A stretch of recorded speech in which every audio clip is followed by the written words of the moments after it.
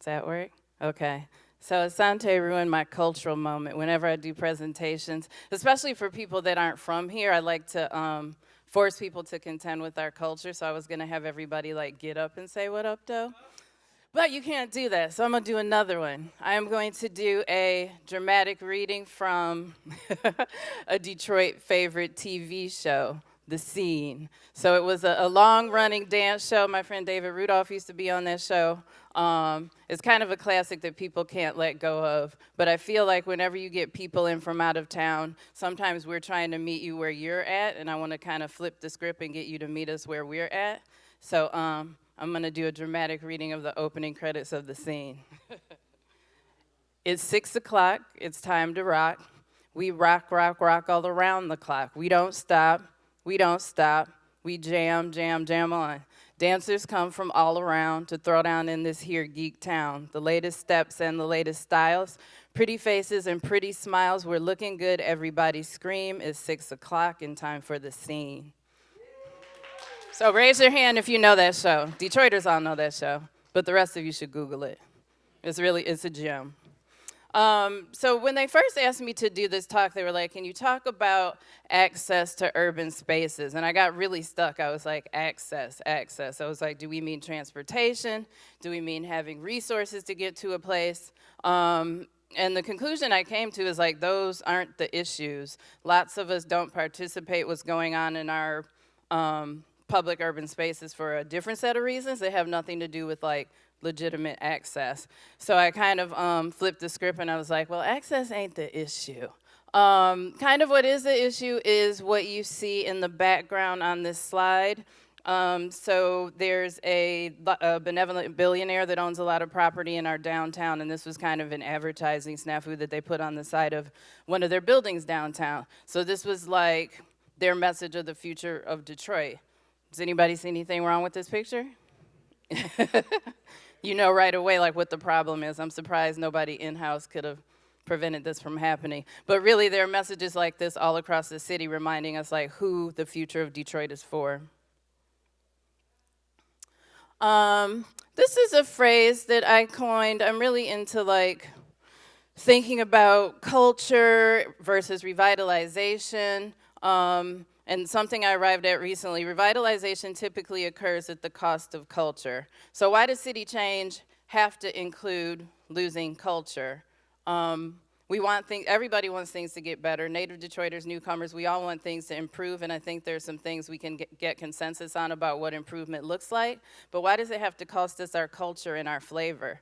The demographics shouldn't have to change, the culture shouldn't have to change for us to get quote unquote better. So the thinking is, revitalization typically occurs at the cost of culture, but it doesn't have to. So let's talk more about that. This is a question that I think most native Detroiters have on their mind. Maybe not with these words, but this was from Politico magazine. So it's made kind of the national media people thinking about, is there room for black people in New Detroit? So when you see pictures like that first one, and some of the other scenes I'm going to show you, this is a question we're always asking ourselves. Is there room for us as we move forward? Detroit right now is a 80% black city, yet you'll see that lots of the advertising and lots of the public spaces are full of white people. White people are great, but you're only like 14% of the population right now, so why are you dominating all of our public urban spaces? Where are we at? So I really want to start the shift in thinking of how we do things in a keeping and maintenance way versus a making kind of way. So generally people who do like city change work talk about placemaking, and I got these definitions from the US Department of Arts and Culture. So placemaking is a process of community development that leverages outside public, private, nonprofit funding to strategically shape and change the physical and social character of a neighborhood. Placekeeping, however, is the active care and maintenance of a place and its social fabric by the people who live and work there. Not just preserving buildings, but keeping the cultural memories alive while supporting the ability of local people to maintain their way of life as they choose. So there's kind of a history about why certain people don't show up in certain places. This is a picture of the Burwood Wall. Some people locally refer to it as the Berlin Wall. So everybody knows the history of redlining. Maybe our out-of-towners don't, but there were certain places that black people were restricted from living.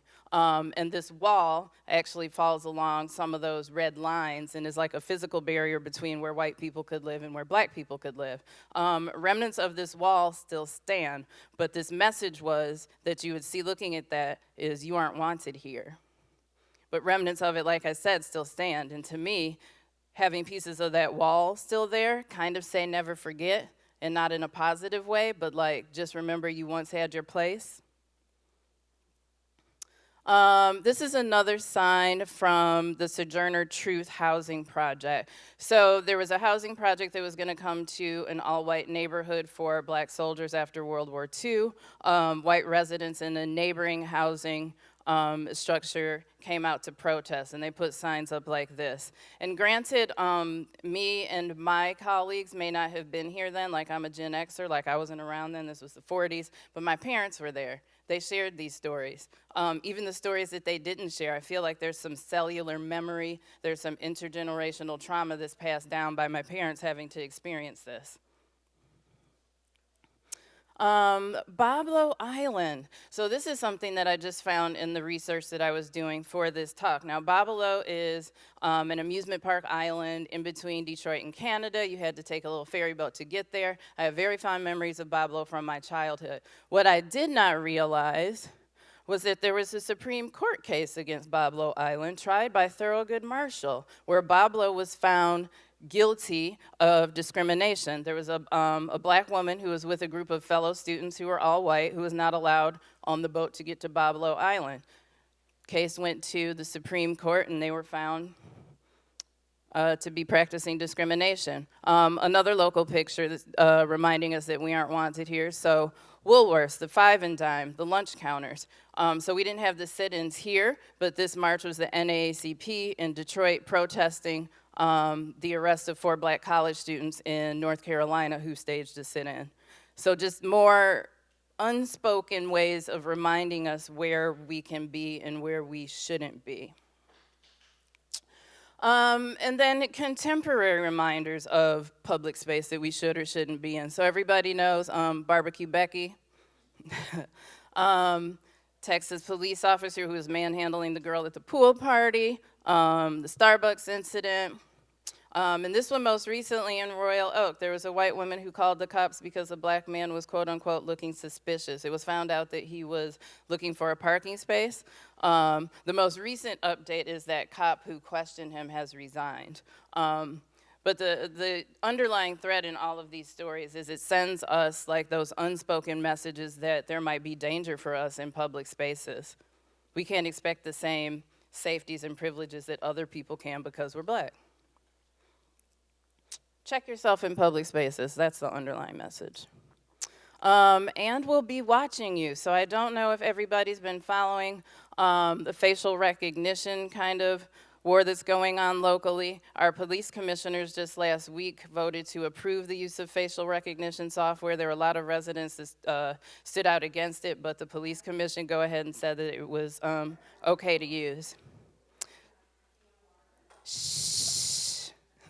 But what we know for a fact that facial recognition software has a bias against black faces. It's harder to distinguish one black face from another black face than it is from white faces. And we're using this software here. So in addition to feeling unwelcome in spaces with those messages, there are also cameras everywhere that are reminding us that we're being watched.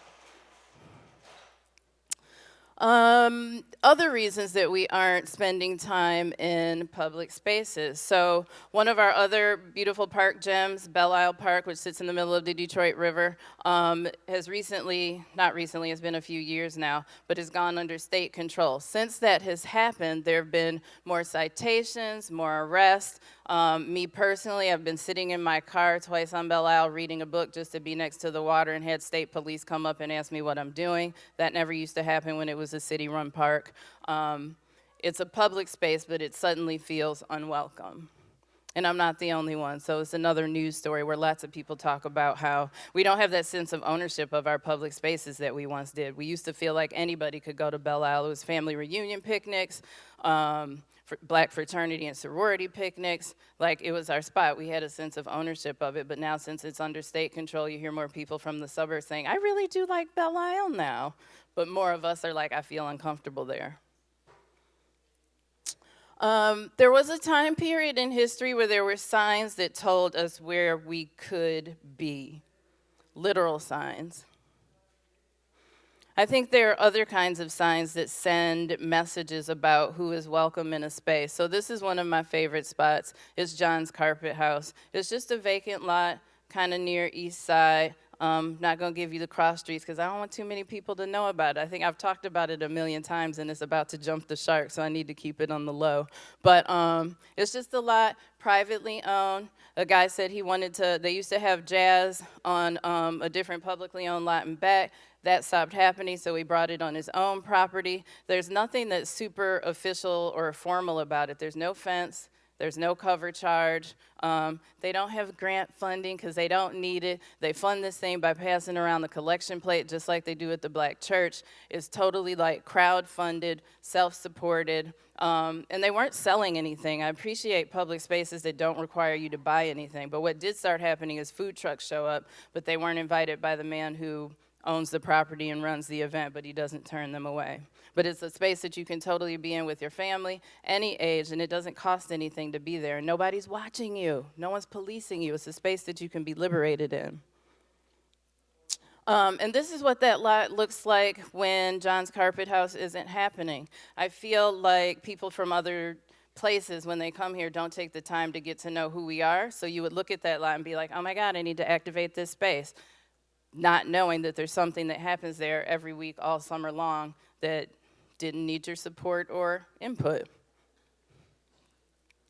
And I feel like when you roll up on this, the unspoken message that you're getting is come through. Again, the fact that there are no fences, there are no fees, there are no police walking around. And every time I've been there, which is a lot, I never see any, there's never any violence. Nobody's fighting. Nobody's arguing, nobody's taking anything from anybody. People know how to behave themselves.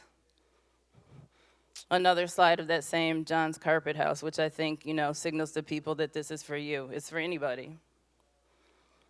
When I started writing this presentation, I was going to do a little bit more academic. I actually signed up online to have access to some academic journals so I could quote statistics and demographics. But it's actually my therapist, and I have a therapist now. She was like, why isn't your lived experience good enough? And I was like, oh my God, you are so right. So this is all new. I was doing a whole different kind of thing. But I was like, you know what, let me go tell people what's really on my mind.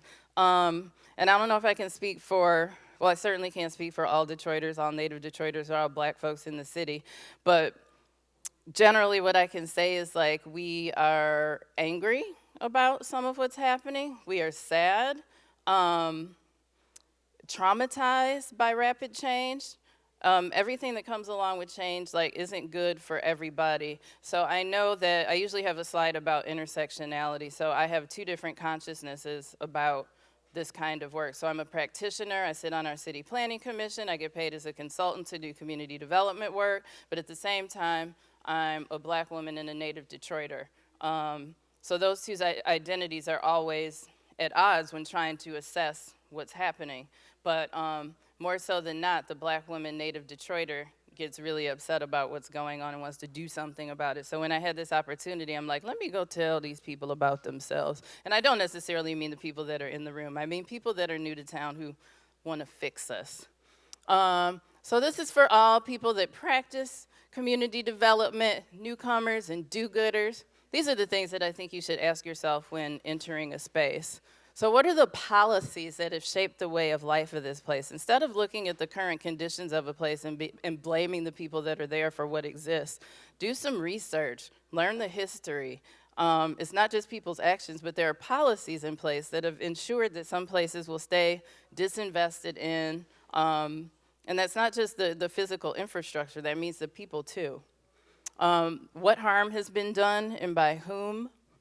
What are the characteristics of residents' lived experiences? Again, I feel like there's this predisposition to looking up data. Why aren't people's lived experiences counted as actual data? Especially when you're doing the work that is so human-centered. Community development isn't just about rehabbing buildings, it's people that live in those spaces. And what kind of change do they want to see? Not what kind of change do you want to see. Stop trying to remake this place into the image of some place that you have come from and enjoyed. We don't need that. Many of us have agency. If we wanted to go somewhere else, we would go somewhere else. We have chosen to stay because we like it here. In case you didn't know. Where are my slides? Reflect. This is the most important thing I think you can do as someone who is new to town. Ask yourself, how might I leverage the access, privilege, and resources I have to help preserve the way of life for people here? We don't need ideas on how to bring our neighborhoods back. We don't need ideas for events. What we need are resources.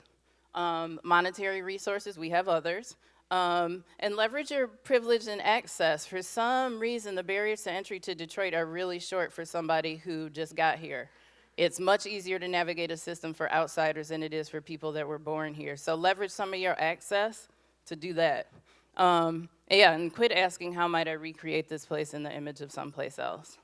We already have those places. We need to keep Detroit, Detroit.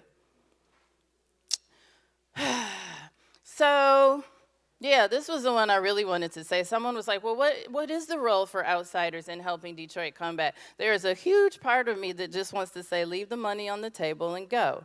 Like, we have the ideas, we have the capacity, we have the bodies. There's a huge part of me that just wants to say this. So soak that in for a minute. Leave the money on the table and go.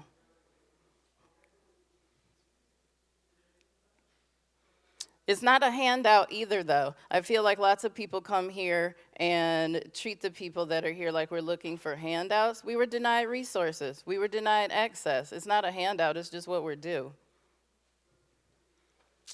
And then this, I love this lady. This is Maggie Lee. She's over on the Northwest Side. She got a little community center. We consistently devalue the contributions of people that are from these places. If you value like a PhD in urban planning or a PhD in community development, can you not also value a place-based PhD, like a person that's been in a neighborhood for 40 years? Does she not know as much about advancing that place as you with your planning or community development degree? Can we start looking at these people like what they're bringing to the table is valuable, and start compensating accordingly? For us, by us. So I always use this one and the next slide kind of next to each other. Wait, let me make sure the right one is there. Oops, that's not it.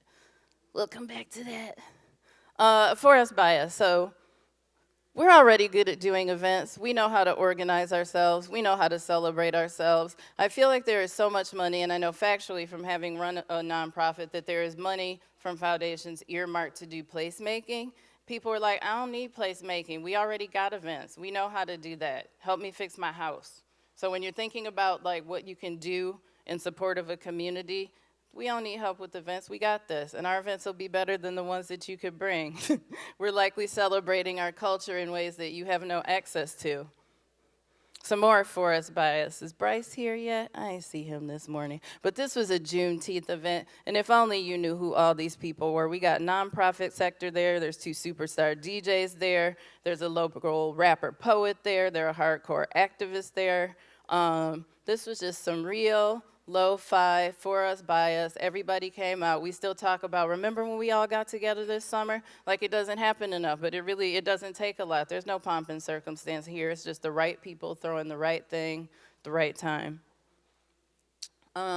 Signs. Remember those other signs that showed us where we could be and made it okay? I feel like this could be a contemporary version of that. So Ingrid LaFleur was the curator on this, right at the corner of Grand River and Library. I think it's down now. I was talking to a friend of mine from New York who was like, I don't get it. Like, why is that sign important? And I feel like Black Detroiters in particular, kind of at the sidelines, were kind of invisible. It's kind of the way I used to think about blight. So I'm a native Detroiter, and I never really focused in on abandoned buildings. I'm like, of course there are abandoned buildings there. They're just kind of the always present background. But I feel like newcomers look at black people like that, like we're the always present background, or blackground, as it were.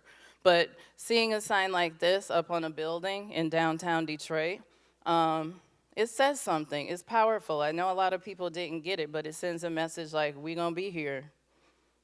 Which seems like a revolutionary concept, but it shouldn't. Like, it's an 80% black city still. This should not be revolutionary, but all the headlines about it were like, oh my God, did you see the billboard? Like, yeah, and of course.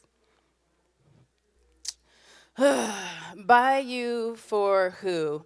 So confession time, when I ran a nonprofit on the Northwest Side, like I said, we had the little placemaking budget. We did this event, we spent $10,000 to activate this vacant lot for community members. We had like planning sessions with community, but if you look at this picture, college student, community development practitioner, architect, fellow, like none of them live in the neighborhood. When you get outside entities that want to spend money doing events in the neighborhood, that's how it turns out. Like right across the street, there were like 5 dudes in front of the liquor store having drinks, just like looking. And the dude that dates the woman that owns the coffee shop went over and was like, hey, like, this is for you. Why aren't you over there? He's like, we saw those white people. We didn't know. Like, it looks like a private event. This is like a 90% black neighborhood, and this pops up someday. You know, would you feel like this is a place that you're invited to if you didn't know any better? But this is what happens when you do that placemaking stuff. Again, this is like a downtown winter market, and I'm not saying that like native Detroiters and black folks don't go to this stuff. We do, but again, let me remind you of our demographics. 80% black people, only 14% white people, yet these events are like 100% white people. This is a fun slide. Actually, my friend Aaron is the one who put this together. This was this beer garden they did over in Indian Village. Again, like a bayou, but for who? So again, like 100% white people in the picture, but there were black people sitting on the porches of all those houses that live in the neighborhood. Like me and my friend Adria were like, let's go talk to the people on the porches. We're like, well, why aren't you at the beer garden? Like, it's free. And they were like, nobody invited us. Like, we need an invite sometimes. If some old black folks looked on that, they would not think that that was a place that they were invited to. There's just an extra step you can take in getting certain people to show up. And like the rock music and the beer and the string lights isn't always the thing. It's some low-hanging fruit to like activate a space, but it's not the thing that's gonna get everybody to show up. And I put up there, like, those are the demographics of this neighborhood in particular. And it's something like, it's disproportionate to this picture. This is another favorite event of mine to talk crap about. So I'm sure they have this worldwide. Do the Berliners know about Dîner en Blanc, white dinner? So the first one that happened in Detroit, I had this friend that owned a bar. She went to it. She's white. There were like 10 people there. She's like, oh my God, Lauren, this is OPD dinner. There were no black people there. I tried to talk to the black person who was on the Belle Isle. Everybody looked at me like I was crazy. So I have a little history about like this event. Like, it's grown and black people go now, but it still don't make it all right. I feel some kind of way about this. So this is it's a neighborhood that's experiencing challenges, and like, yet you show up with like your tablecloths and your 4-course meals and your perfect white linens. You see this on your front lawn. Again, like a 90% black neighborhood, and this is happening on your front lawn. Wait for it. Like, look at this. Where do you think this is? If I put this up and was like, what major city is this in? Would you be like, that's Detroit? Like, no. But then these are the people who live there, sitting separate. 10 minutes? Okay. So again, all this says is this is not for you. But look even closer. Like, this is the situation in front of their house, and they had to put a sign up that said, don't take pictures of us. Like, this is a legit situation that happened. Those hundreds and hundreds of people are out there having their dinner with their wine and their libations and their clothing, like in somebody's front yard. I just zoomed in. Do they look happy? Does that look like a face of somebody who's like interested in what's going on? Like, this is the face of like current Detroit next to what's happening. These 3 pictures, one of these is in Detroit. The others are in other cities. Can you tell the difference, though? Do you see the common thread? Like, this is the thing that I get afraid of. Detroit already has a character. It has an identity. We don't want to be Portland. We don't want to be Philadelphia. We want to stay Detroit. But I feel like we're leaning toward like this being what our public spaces look like. Then where are we? Are we on the porches like those dudes outside that beer garden? What are we doing?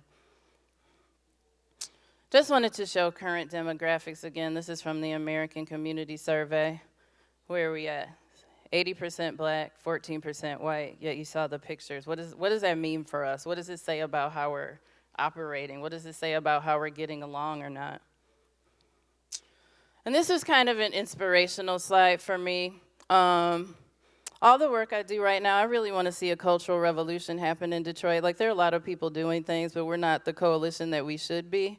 I saw this paragraph on some Instagram about the Harlem Renaissance, and I was like, ooh, what if we had a cultural renaissance in Detroit right now? Like, could that be the thing? Can that be our response to gentrification? How might we rethink what is happening, what we're doing, what our response is to this impending change? Like, can we have a cultural revolution right now that's centered around people of color? Like, can that work? Can we do that? All the stuff I'm doing is trying to figure out how we get to this spot. And that's kind of what I want to leave you with. Like, can you feel comfortable in a city that is this? People are always talking equity and talking inclusion, but do you really understand what that looks like? It means we're leading.